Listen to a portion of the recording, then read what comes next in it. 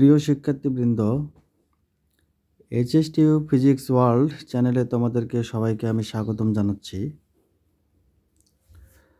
তো আজকে আমি তোমাদের সাথে মূলত একটি এক্সপেরিমেন্ট নিয়ে আলোচনা করব। এই এক্সপেরিমেন্টটি মূলত প্রপার্টিজ অফ ম্যাটার সম্পর্কিত। তোমরা দেখতে পাচ্ছ যে এক্সপেরিমেন্টের নাম হচ্ছে measurement of surface tension of water using capillary rise method. তো এক্সপেরিমেন্ট খুবই কমন, আমাদের দেশে বিভিন্ন আন্ডার গ্রাজুয়েট ল্যাবে এই এক্সপেরিমেন্টটি কিন্তু করানো হয়। তো এই এক্সপেরিমেন্ট করার আগে আমাদের এই এক্সপেরিমেন্ট সম্পর্কে প্রাথমিক কিছু নলেজ বা কিছু স্টাডি আমাদের প্রয়োজন আছে। তো এই কারণেই আমি তোমাদের সাথে এই এক্সপেরিমেন্ট নিয়ে আলোচনা করার জন্যই এই ভিডিওটা তৈরি করেছি। তো চলো বেশি দেরি না করে শুরু করা যাক আমাদের মূল আলোচনায়। তো সর্বপ্রথম তোমরা দেখতে পাচ্ছ যে আমি তোমাদের একটি স্ক্রিন আমি শেয়ার করেছি। তো এখানে প্রথমত এক্সপেরিমেন্টের নাম আছে, নাম কি? Measurement of surface tension of water using capillary rise method.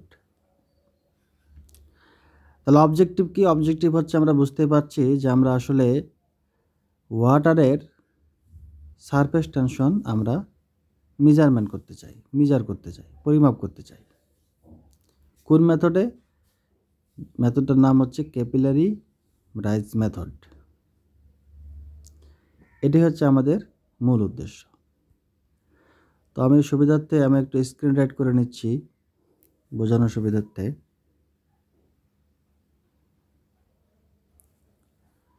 তোমরা দেখতে পাচ্ছ যে অবজেক্টিভে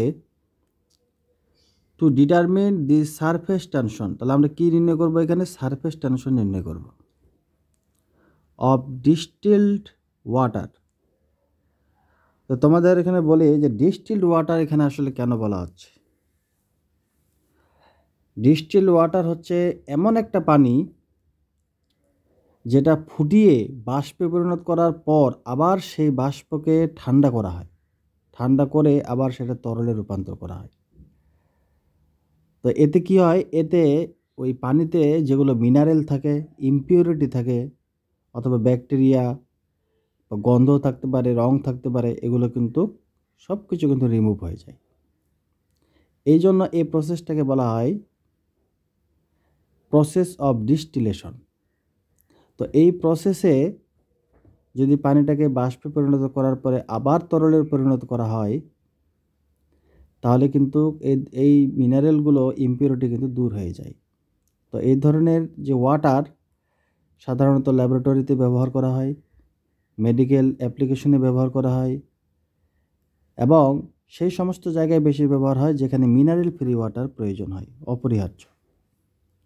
তো এই জন্যে কিন্তু আমাদের যে এক্সপেরিমেন্ট, তোমরা যে এক্সপেরিমেন্ট করবে ওয়াটার নিয়ে, ডিস্টিলড ওয়াটার, এবং এই ডিস্টিলড ওয়াটার ব্যবহার করার পিছনে একটা মূল উদ্দেশ্য আছে, কারণ আছে। কারণ হচ্ছে এটাই যে সারফেস টেনশনের যে ইকুয়েশন, তুমি যখন সারফেস টেনশন বের করবে ওয়াটারের, তখন কিন্তু আমরা অ্যাঙ্গেল অফ কন্ট্যাক্ট মোটামুটি আমরা 0 ডিগ্রি ধরে নিই। তো 0 ডিগ্রি ধরার কারণে যে সাইন থিটার যে মান আছে, সেই সাইন থিটার মানটা কিন্তু 1 হয়ে যায়। কারণ যেহেতু আমরা অ্যাঙ্গেল অফ কন্ট্যাক্ট মেজার করতে চাই না, তো যদি না চাই সেক্ষেত্রে আমাদের অবশ্যই এমন ওয়াটার ব্যবহার করতে হবে যা অ্যাপ্রক্সিমেটলি অ্যাঙ্গেল অফ কন্ট্যাক্ট যাতে করে 0 হয়। অ্যাপ্রক্সিমেটলি, অ্যাকচুয়ালি হয় না, কিন্তু অ্যাপ্রক্সিমেটলি আমরা 0 ধরতে পারি। এটার কারণে আমাদের ডিস্টিলড ওয়াটার ব্যবহার করতে হবে। আচ্ছা, এরপরে দেখো এই ওয়াটার আমরা যে সারফেস টেনশন নির্ণয় করব অবজেক্টিভে, তোমরা দেখতে পাচ্ছ অ্যাট রুম টেম্পারেচার। তো রুম টেম্পারেচার কি এটাও তোমাদের বুঝতে হবে। রুম টেম্পারেচার এমন একটা তাপমাত্রা, তোমরা মনে রাখবে, যেখানে মানুষ যে তাপমাত্রায় খুব আরামে বসবাস করতে পারে। এটা মূলত comfortable for human and suitable for laboratory experiments. এই বিষয়টা মনে রাখবে। রুম টেম্পারেচার আমরা সাধারণত 20 থেকে 25 ডিগ্রি সেলসিয়াসের মধ্যে ধরা হয়, তবে আইডিয়ালি বিভিন্ন ল্যাবরেটরিতে এটা 27 ডিগ্রি সেলসিয়াস বিবেচনা করা হয়। আর 27 ডিগ্রি সেলসিয়াস মানে বোঝাই সেটা হচ্ছে 300 কেলভিন। তো এটাই হচ্ছে রুম টেম্পারেচারের মূল কথা। Using the capillary rise method. তো ক্যাপিলারি রাইজ মেথড হচ্ছে এটাই, যেখানে ক্যাপিলারি টিউব ব্যবহার করা হয় এই মেথডে। যেখানে তুমি যদি ক্যাপিলারি টিউব কোনো পাত্রের পানি রেখে, তুমি যদি বিকারে পানি রেখে তুমি যদি ক্যাপিলারি টিউব ডুবিয়ে দাও আংশিক, তাহলে দেখবে যে পানি কিন্তু এই ক্যাপিলারি টিউবের ভিতরে রাইজ করে। তো এই রাইজ করার কারণে এই মেথডটার নাম দেওয়া হয়েছে ক্যাপিলারি রাইজ মেথড। তাহলে শিক্ষার্থীবৃন্দ, তোমরা অবজেক্টিভ নিশ্চয়ই বুঝে গিয়েছ যে আমাদের মূল অবজেক্টিভ হচ্ছে সারফেস টেনশন নির্ণয় করা। কার? ডিস্টিলড ওয়াটারের। তো এখন আমরা থিওরি নিয়ে আলোচনা করব। থিওরিটা কি? থিওরি কেন দরকার? থিওরি এই জন্য দরকার যে তুমি যতই এক্সপেরিমেন্ট করো না কেন, তুমি যে ডেটাগুলো নির্ণয় করবে সেই ডেটাগুলা তুমি যে এক্সপেরিমেন্টাল সেটআপ ব্যবহার করবে, সেই এক্সপেরিমেন্টাল সেটআপ থেকে তোমাকে কিন্তু সারফেস টেনশন নির্ণয় করতে হবে। তো সারফেস টেনশন নির্ণয় করার জন্য সেই সেটআপ থেকে তুমি কিভাবে সারফেস টেনশন নির্ণয় করবে, ওই সেটআপের সাথে তোমার কিন্তু এই থিওরির একটা সম্পর্ক থাকতে হবে। তো এই জন্যই মূলত এই থিওরি দরকার। তো দেখি আমাদের এই এক্সপেরিমেন্টাল সেটআপের সাথে আমাদের এই থিওরির কী সম্পর্ক, সেটা তোমাদের বুঝতে হবে। তো প্রথমত দেখতে পাচ্ছ এখানে থিওরিতে কি লেখা আছে, দেখো। আমরা কালার চেঞ্জ করে নিই। দেখো, সারফেস টেনশন ইজ ডিফাইন্ড। তাহলে এটা কিন্তু খুব গুরুত্বপূর্ণ। তোমরা এই এক্সপেরিমেন্টে যেটা মেজার করবে সারফেস টেনশন, তোমাদের কিন্তু এই সারফেস টেনশন সম্পর্কে সঠিক তোমাদের ধারণা থাকতে হবে যে আসলে লিকুইডের ক্ষেত্রে সারফেস টেনশন বলতে কি বোঝায়। তো অনেক সময় কিন্তু জিজ্ঞাসা করা হয় বিভিন্ন ভাইভাতে বা বিভিন্ন পরীক্ষায়, ছাত্রছাত্রীদের জিজ্ঞাসা করা হয় যে সারফেস টেনশন কী, কিন্তু তারা ঠিকমতো না বোঝার কারণে ভুলে যায়, এবং ভুলে যাওয়ার কারণে তারা কিন্তু বলতে পারে না, লিখতেও পারে না। তো এটা তো আমাদের সতর্ক থাকতে হবে। তো দেখো, surface tension is defined as, কীভাবে ডিফাইন করা হয়? Force per unit length acting in the surface of a liquid. তাহলে সারফেস টেনশন, প্রথম কথা হচ্ছে এটা একটা ফোর্স, তার মানে এটা একটা ভেক্টর কোয়ান্টিটি, এবং সেটা হচ্ছে per unit length acting in the surface of a liquid. তার মানে এই ফোর্সটা মূলত লিকুইডের সারফেসে ক্রিয়া করে, এবং সেটা অবশ্যই পার ইউনিট লেংথ হবে। এখন তোমরা বলতে পারো যে ওয়াটারের যে সারফেস, এটার তো আবার কোনো দৈর্ঘ্য নাই, এটা তো বিভিন্ন ধরনের তল, এবং বিভিন্ন জায়গায় বিভিন্ন ধরনের তলের আকার ধারণ করে, তাহলে এখানে লেংথ কীভাবে আসলো? তো তোমরা মনে রাখবে শিক্ষার্থীবৃন্দ যে এখানে লেংথ কিন্তু এটা কিন্তু একটা ইমাজিনারি লাইন। আমরা যদি ইমাজিনারি ওই লিকুইডের সারফেসে যদি আমরা একটা লাইন কল্পনা করি, তাহলে কল্পনা করলে আমরা যদি সেই লাইনের যদি পার ইউনিট লেংথে যে আমরা যেই ফোর্সটুকু পাবো, যে ফোর্সটা ক্রিয়া করে, সেই ফোর্সটাই কিন্তু হচ্ছে সারফেস টেনশন। এখন তোমরা বলতে পারো তাহলে এটা যদি ভেক্টর কোয়ান্টিটি হয়, তোমার সারফেস টেনশন যদি ভেক্টর হয়, তাহলে তার ডিরেকশন কোন দিকে? এটা খুব একটা গুরুত্বপূর্ণ একটা বিষয়। তো অবশ্যই সারফেসের স্পর্শক বরাবর, এটা তোমরা মনে রাখবে। এই সারফেস টেনশনের যে ডিরেকশন, সেটা অবশ্যই সারফেস তলের স্পর্শক বরাবরই কিন্তু এই সারফেস টেনশনের ডিরেকশন হবে। এটা তোমাদের খুব ভালোভাবে মনে রাখতে হবে। তুমি যেই পয়েন্টে তুমি সারফেস টেনশনের ডিরেকশন বের করবে, অবশ্যই সেই পয়েন্টে তোমাকে স্পর্শক আঁকতে হবে, এবং স্পর্শকের ইংরেজি হচ্ছে ট্যানজেন্ট। এই ট্যানজেন্ট যদি ড্র করো তাহলে তুমি কিন্তু সারফেস টেনশনের ডিরেকশন তুমি পেয়ে যাবে। এরপরে কি বলা হচ্ছে, কজিং। দেখো এরপরে বলা হচ্ছে যে causing it to behave as if its surface were under tension. It arises, এরপরে দেখো ইট অ্যারাইজেস মানে এই সারফেস টেনশন অ্যারাইজ করে due to cohesive forces between liquids molecules, particularly at the interface between the liquid and air. তাহলে এখন স্বাভাবিক একটা প্রশ্ন আসতে পারে যে এই যে সারফেস টেনশন বা এই যে ফোর্স যে তৈরি হলো, যেমন আমরা যদি এই কুলম্ব ফোর্সের কথা বলি, সেখানে কিন্তু দুইটা চার্জ পার্টিকেল লাগবে। দুইটা চার্জ পার্টিকেল হওয়ার কারণে কিন্তু সেখানে আমরা কুলম্ব ফোর্স পাই। ঠিক যদি আমরা গ্র্যাভিটেশনাল ফোর্সের কথা বলি, তাহলে সেখানে অবশ্যই দুইটা ভর দরকার আছে। দুইটা ভর ছাড়া কিন্তু কখনো গ্র্যাভিটেশনাল ফোর্স কিন্তু পাবো না, সেটাও কিন্তু এক ধরনের অ্যাট্রাকটিভ ফোর্স। তা এখন এই যে সারফেস টেনশন, তা এই ধরনের ফোর্সটা আসলে কিভাবে তৈরি হয়, এর সোর্স কী?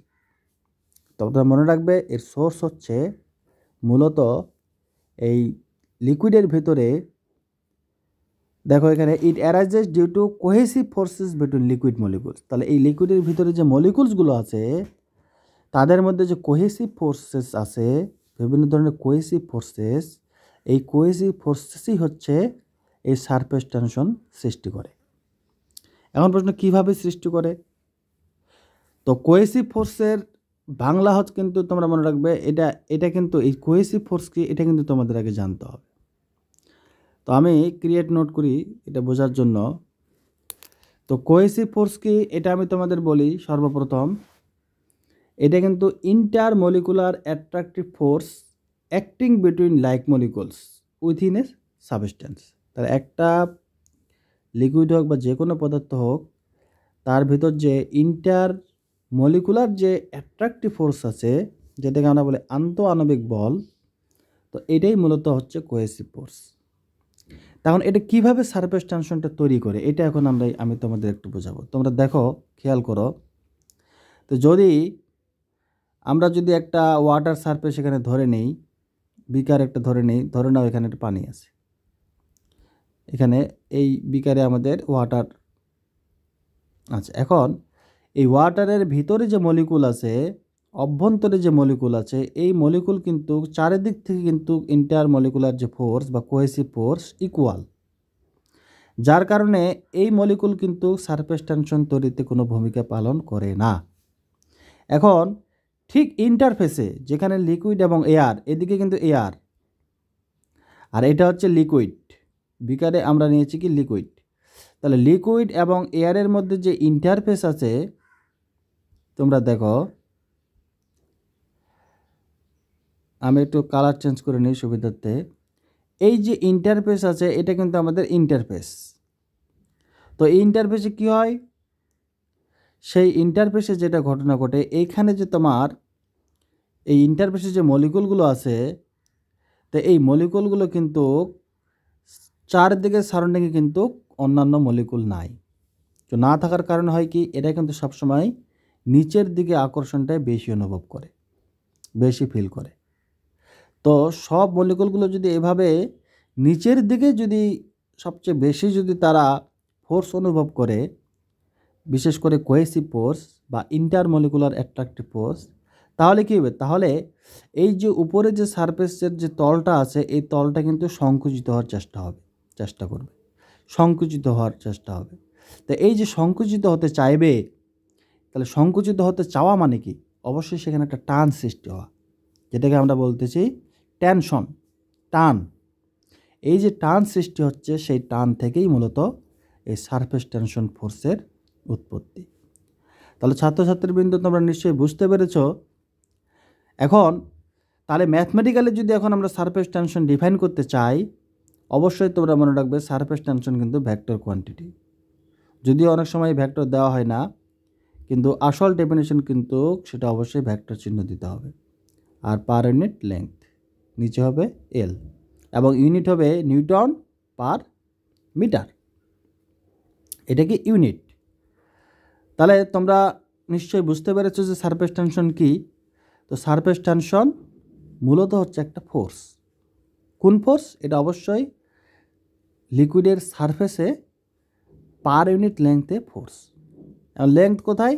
এটা একটা ইমাজিনারি, যদি আমরা একটা লাইন কল্পনা করি, সেই লাইনের পার ইউনিট ফোর্স হচ্ছে আমাদের এই সারফেস টেনশন।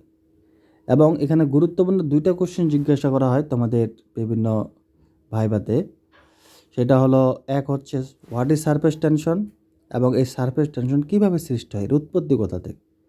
তাহলে তোমাদের সুন্দরভাবে ডেফিনিশন বুঝতে হবে, অ্যান্সার করতে হবে, এবং এর যে সোর্স, কিভাবে এই কোয়েসিভ ফোর্সের মাধ্যমে, কোয়েসিভ ফোর্সের জন্য এর উৎপত্তি হয়, এটা তোমাদের কিন্তু বলতে হবে। তো আজকের ক্লাস দীর্ঘায়িত করতে পারছি না, আজকের আলোচনা আজকে এখান থেকেই। আমরা পরবর্তী পার্টে আমরা আবার আলোচনা করব পরের ধাপ, পরের বিষয়টা নিয়ে। বিশেষ করে এই ছবিটা আমরা দেখব এবং ইকুয়েশনগুলো দেখব। তো আশা করি তোমরা অবশ্যই পরের ভিডিওতে সাথে থাকবে। ধন্যবাদ।